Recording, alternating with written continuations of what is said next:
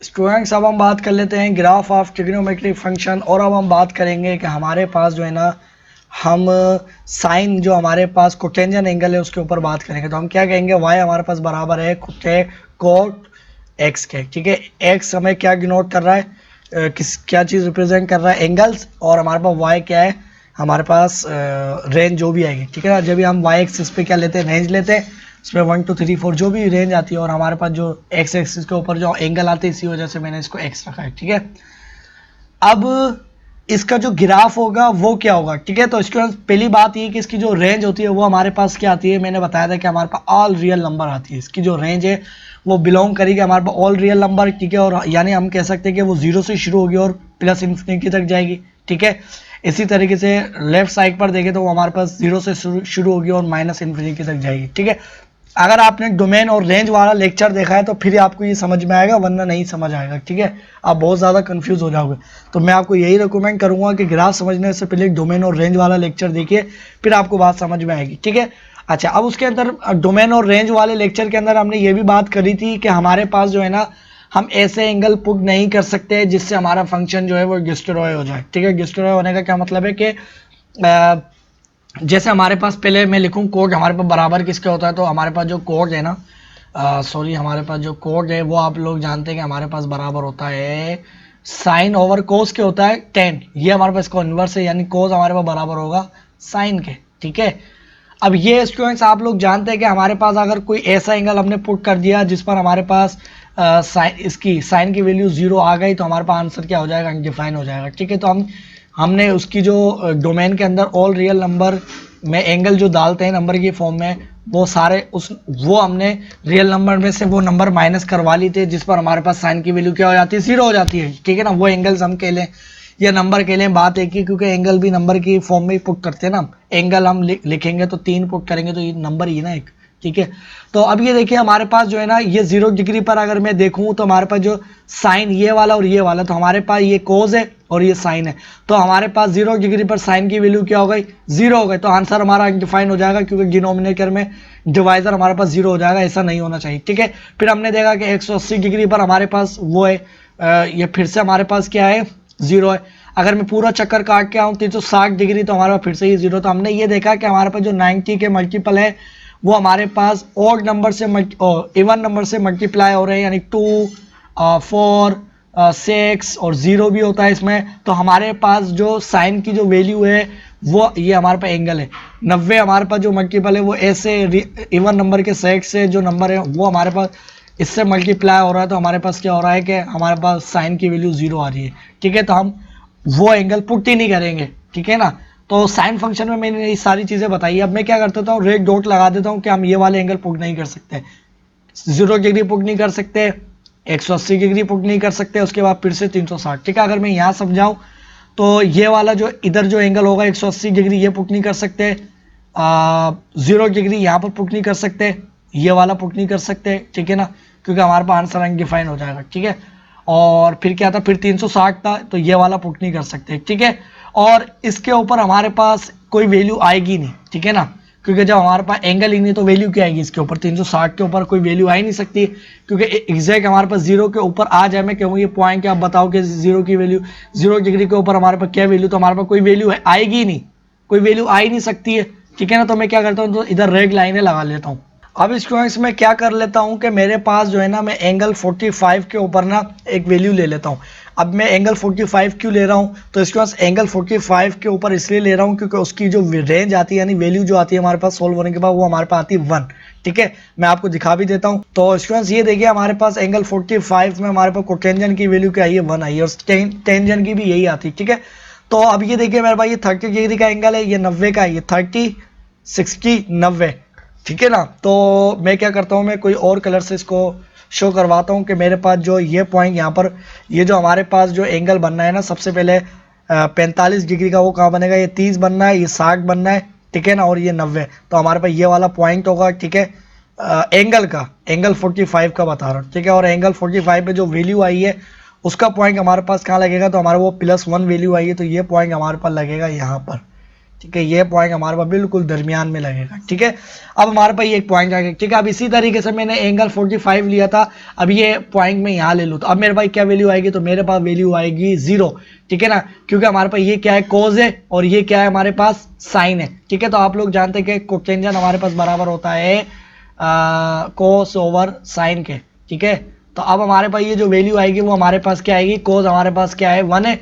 ठीक है ना, कोस हमारे पास क्या है 0 है, कोस हमारे पास 0 और साइन हमारे पास ये क्या 1 है, तो हमारे पास आंसर क्या आएगा 0 आएगा। ठीक है, तो 90 डिग्री के ऊपर जो है ना, ये 90 डिग्री है, तो 90 डिग्री के ऊपर जो हमारे पास वैल्यू आई है वो क्या आई है, 0 ही आई है, तो ये वाला पॉइंट यही रहेगा। ठीक है, अच्छा एक आध और मैं पॉइंट ढूंढ लेता हूँ। ठीक है ना, अब ये मैं जो है ना, इसके दरमियान जो हमारे पास एंगल बनेगा, यानी हमारे पास ये 45 का बनता है, अगर मैं ऐसे पूरा एंगल देखूं तो वो मेरे पास क्या होगा 135 डिग्री, हमारे पास 90।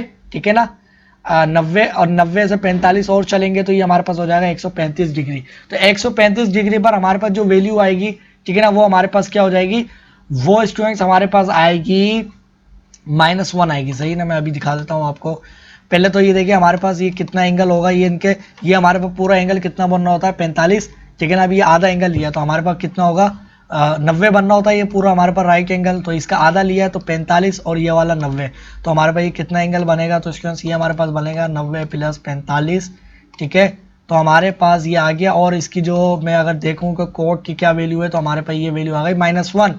ठीक है, तो 135 डिग्री हमारे पास एंगल कहाँ बनेगा, तो स्टूडेंट्स ये हमारे पास बनेगा समथिंग, तो स्टूडेंट देखिए हमारे पास यहाँ बनेगा, यहाँ कैसे बनेगा, तो देखिए हमारे पास ये हमारे पास ये जो इतना जो है ना, ये हमारे पास 30 का है। ठीक है, तो हमारे पास 90 से इस पॉइंट पर है, तो हमारे पास कितना हो गया 120, फिर ये हमारे पास कितना हो जाएगा 150, फिर हमारे पास हो जाएगा 180। ठीक है, तो हमारे पास 135 जो है वो यहाँ बनेगा। ठीक है ना, कैसे बनेगा, हमारे पास 90 100 120 हो जाएगा यहाँ पर हमारे पास। ठीक है, और फिर हमें कितना चलना है 15, तो ये देखिए ये जब 30 का है तो इसका आधा कितना होगा 15 होगा, तो हमारे पास ये पॉइंट यहाँ पर लगेगा। ठीक है, ये एंगल का पॉइंट है 135 का, और जो हमारे पास वैल्यू आई है वो क्या आई है, माइनस में आई है। ठीक है, तो हमारे पास जो माइनस में वैल्यू आई है उसका पॉइंट कहाँ लगेगा, तो -1, तो हमारे पास ये पॉइंट लगेगा यहाँ पर। ठीक है, अब इसको अगर मैं ज्वाइन करूँ आपस में, तो स्टूडेंट्स मेरे पास क्या होगा कि जैसे जैसे हम जीरो, ये हमारे पास 90 डिग्री से स्टार्ट हुई है ये वैल्यू। ठीक है ना, तो हमारे पास ये वैल्यू कहाँ पर जाएगी, ये हमारे पास जो है ना, इसको बल्कि मैं और सही करके बना लेता हूँ यहाँ पर। ठीक है, ये अगर मैं ये वैल्यू देखूँ तो हमारे पास जैसे जैसे मैं 180 डिग्री के करीब पहुँचता जाऊँगा, 180 डिग्री के करीब पहुँचता जाऊँगा ना, तो मेरे पास क्या वैल्यू होगी हमारे पास माइनस में, तो ये हमारे पास यहाँ से वैल्यू -इन्फिनिटी तक जाएगी। ठीक है, यानी ये मतलब हुआ कि हमारे पास ये वैल्यू यहाँ पर आई, ये हमारे पास थोड़ी सी कर्व में बनाता हूँ, ये यहाँ पर आई, यहाँ पर आई, और यहाँ पर आने के बाद ये जो है ना, ये बिल्कुल इसके साथ जाएगी, रेड लाइन में और एक्सटेंड कर रहा हूँ, ये रेड लाइन के साथ इन्फिनिटी तक जाएगी। ठीक है, और अगर मैं यहाँ पर शो करवाऊँ तो मेरे पास जो है ना, ये वैल्यू हमारे पास जो है ना कुछ ऐसा आएगी। ठीक है, ये यहाँ पर आई, और ये फिर हमारे पास जो है ना, ये कुछ इस तरीके से हमारे पास ये वैल्यू यहाँ जाएगी। ठीक है, ये हमारे पास ये वैल्यू कुछ इस तरीके से हमारे पास यहाँ जाएगी, और इसी के साथ ये रफ सा मैं बना रहा हूँ आपको समझाने के लिए। ठीक है, तो हमारे पास ये वैल्यू एकदम से कहाँ जाएगी, इन्फिनिटी तक जाएगी, माइनस में भी, क्योंकि हमारे पास देखिए 0 से ये +इन्फिनिटी पे जाती है, और हमारे पास -इन्फिनिटी तक था। हमारे पास ये 0 था 90 डिग्री पर, तो अब हमारे पास ये प्लस में +इन्फिनिटी तक जाना शुरू होगी ये वैल्यू। ठीक है, और इसी तरीके से हमारे माइनस, ये माइनस है सॉरी, ठीक है, माइनस में, और ये प्लस में जाएगी। ठीक है, इसी तरीके से अब हमारे पास यहाँ पर 270 डिग्री जो है, यानी यहाँ पर ये हमारे पास क्या होगी, ये हमारे पास क्या है, कोस है। ठीक है, इसी तरीके से ये हमारे पास ये कोस है ना, और हमारे पास ये क्या है, साइन है, तो हमारे पास 0 डिवाइड होगा -1 पर, तो हमारे पास 0 वैल्यू। ठीक है, तो ये हमारे पास जो है ना, फिर से हमारे पास क्या होगा, ये वैल्यू जो है एकदम से हमारे पास क्या होगी, यहाँ पर आएगी, और ये ऐसे आएगी।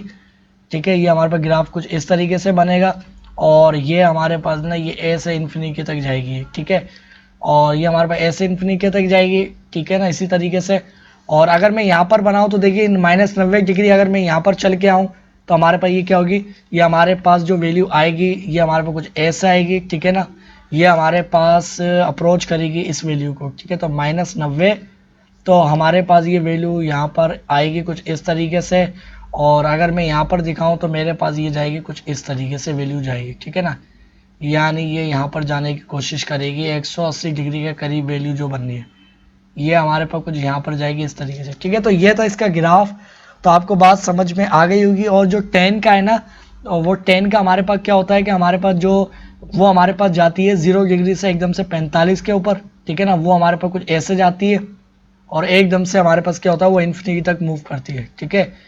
तो ये हमारे पास जो है ना, ये हमारे पास 90 डिग्री के हमारे पास ये यहाँ पर ऐसे जाती है वो, ठीक है।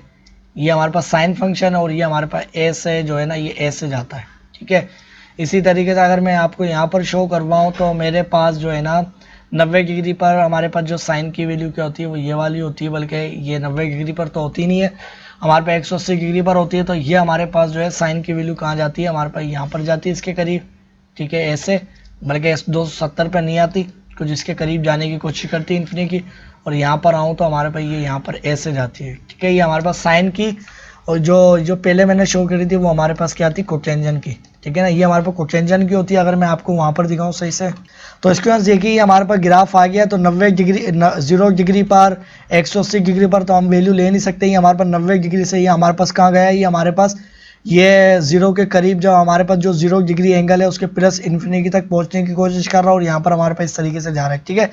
इसी तरीके से अगर स्टूडेंट्स मैं आपको एंगल दिखाऊं किसका, y इक्वल टू हमारे पास 10 का, तो देखिए हमारे पास 10 का कैसे होता है, ठीक है। तो ये देखिए हमारे पास ये वाला 10 का है, ठीक है। इसके बाद तो ये हमारे पास ग्राफ होता है और हमारे पास ये इन्फिनिटी तक पहुंचने की कोशिश करता है, ठीक है। तो रेड लाइन वाला हमारे पास 10 वाला है और हमारे पास ये क्या है, हमारे पास साइन का है, ठीक है। हमारे पास ये इन्फिनिटी तक मूव करेगा, आपको मैं दिखा देता हूँ। अगर मैं ऊपर करता जाऊँगा कि तो मज़ीद हमारे पास ये और वैल्यू क्या होती जाएगी, एक्सटेंड होती जाएगी, ठीक है। तो ये रेग वाली जो थी वो हमारे पास 10 की, अगर इसको मैं ख़त्म करूँ तो ये देखिए मेरे पास ये कोटेंजन की वैल्यू है। ये समझ लीजिए सिर्फ ग्राफ का थोड़ा सा उलट होता है, ठीक है। तो आपको बात समझ में आ गई होगी। अब हम बात करते हैं इसके कोसेकेंड और कोसेक ग्राफ के ऊपर।